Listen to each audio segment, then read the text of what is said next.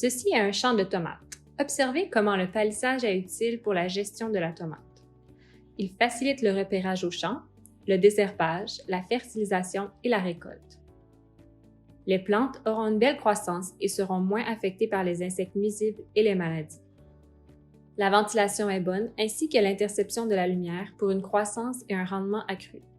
Comment en arriver là? L'installation du treillis doit être effectuée au plus tard 2 semaines après le repiquage. Pour un bon treillis solide, vous avez besoin de poteaux en bambou, de branches, de poteaux en fer et de cordes.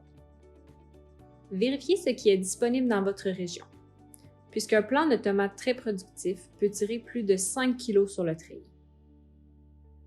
Les poteaux ainsi que les cordes doivent être suffisamment solides pour supporter le poids. Les deux peuvent être réutilisés pendant plusieurs saisons s'ils sont de bonne qualité. Lorsque vous utilisez des branches d'arbres ou de bambou, envisagez de planter des arbres ou du bambou dans votre région pour maintenir la source de matériaux. Préparez les piquets avant le repiquage. Coupez suffisamment de piquets de 2 à 2,5 mètres.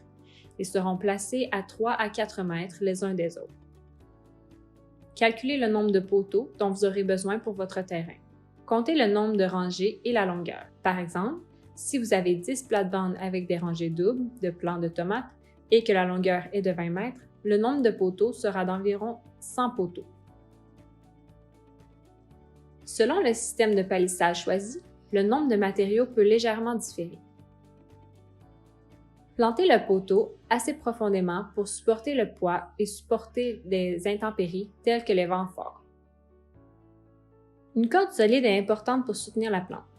Vous aurez besoin de beaucoup pour attacher chaque plante au treillis. Si vous ne trouvez pas de corde solide ou si elles sont trop chères, vérifiez les alternatives comme les feuilles de sisal par exemple. Chaque plante aura une corde attachée à sa tige. Le nœud ne doit pas être serré afin d'éviter de couper ou de serrer la tige lorsqu'elle s'épaissit avec la croissance de la plante. Au moins une fois par semaine, les plantes sont enroulées dans la corde pour continuer à soutenir la plante jusqu'à ce qu'elle atteigne son plein développement.